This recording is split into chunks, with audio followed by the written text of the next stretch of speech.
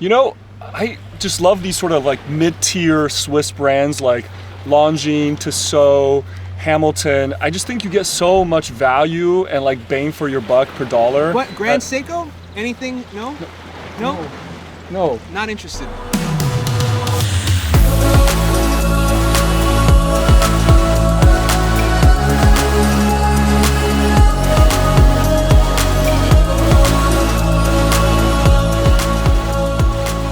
Hey guys, I'm Max and this is Watch Crunch. So we're celebrating 6 months since the launch of WatchCrunch.com, a discussion platform we built from the ground up for watch nerds and by watch nerds. Stay tuned until the end of the video to find out how to win this Longines Legend Diver for yourself.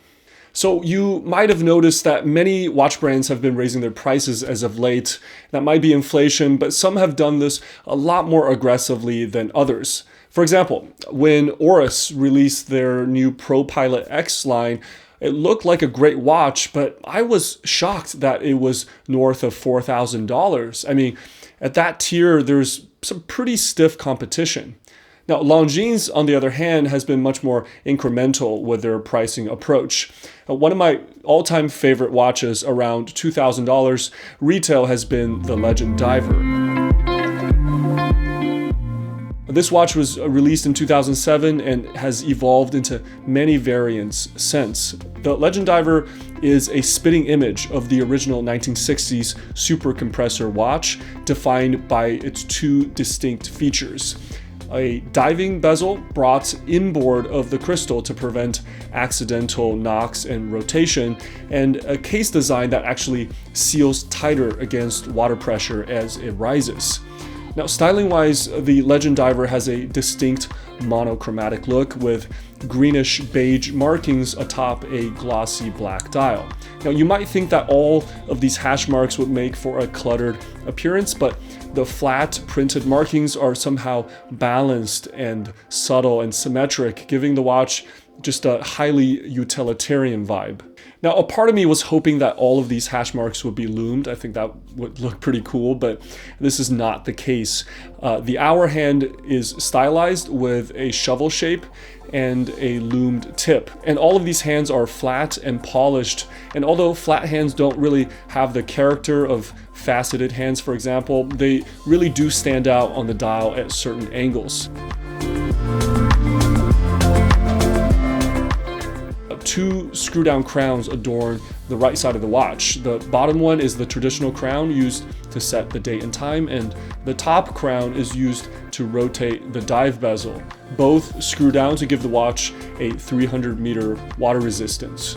Now, that bezel is sloped downwards towards the center and gives the dial a distinct dished shape. Now, details on this watch haven't been neglected either, like the diving man on the caseback engraved and a crosshatch pattern on the crowns in reference to the watch's aquatic roots. The case is fully polished and a slightly domed sapphire crystal sits proud of the bezel. Now guys, please take a second, drop a like for this video, and remember, watch till the end for details on how to win this watch for you. So Longines has had a strong couple of years, giving us hits like the new Spirit line, which features a complement of aviation-inspired watches, including variants in titanium and a GMT. So why is Longines able to keep their prices in check while many of their competitors make their annoying march upwards? Now, part of this is due to Longines' place within the Swatch Group, the world's largest watch conglomerate. Swatch has over a dozen well-known watch brands under its umbrella. Longines, along with Tissot, Hamilton, make up the middle tier, below the likes of Blancpain, Glashütte Original, and Omega. This pricing strategy allows Longines to dominate in markets such as Asia and remain affordable in the US. Moreover, the Swatch Group would never let Longines outshine its big brother Omega, thus keeping the brand in the Goldilocks zone of bang for your buck watches. But when it comes to history, Longines is not to be outshined by many, and it was actually founded technically earlier than Omega in 1832, making it more than twice the age of something like Rolex. This extensive backlog of watches gives Longines endless number of design hits to draw upon for inspiration. Longines, I think, is best when it taps into its roots, making watches such as the Heritage Military, harkening back to World War II field watches, the Heritage Conquest, a throwback to their iconic dress watches from the 50s and 60s, and of course, the Legend Diver. Now, driving the Legend Diver is a variant of the ETA 2824, a premium workhorse with a proven track record, whose slimness allows the Legend Diver to stay under 13 millimeters. Now, we live in a time of in-house movements, but one way Longines keeps their costs down is by staying away from this trend. Now, I'm all for manufacturers doing their R&D, but there are plenty of risks and drawbacks too. First of all, this obviously increases the cost, which is then passed on to us. Next, with unproven in-house movements, we're unsure of their initial reliability, and they're hard to service and frequently need to be sent back to the factory if any work needs to be done. Now, perhaps the biggest knock on the Legend Diver are the proportions. The watch's 42mm case is actually historically accurate to the original, as moving that rotating mechanism inboard for the bezel traditionally meant a bigger case.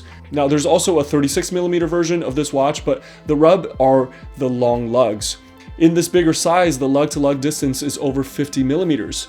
But if you've got the wrist for it, the lugs actually have a very defined angular shape and do angle downwards to conform to the wrist. Between the lugs, you will find a nice textured rubberized strap with contrasting stitch and a Longines signed buckle at the end. So the Legend Diver has the classic watch trifecta for me, which is a great design, solid build quality, and historical chops, all at not such a grandiose price. By drawing on its illustrious history, I think Longines will continue to define its brand identity and gain market share. Now, we promised to give this watch away, and since launching WatchCrunch.com 6 months ago, so many of you have written us saying how much you've enjoyed your time there. WatchCrunch was started by a few watch nerds, including me, who grew tired of the existing forums and such, and set out to build something from the ground up with a slick interface and a positive community vibe. And we've had a solid start, and we're continuing to make upgrades as we speak and add features. So make sure you stop by and check it out.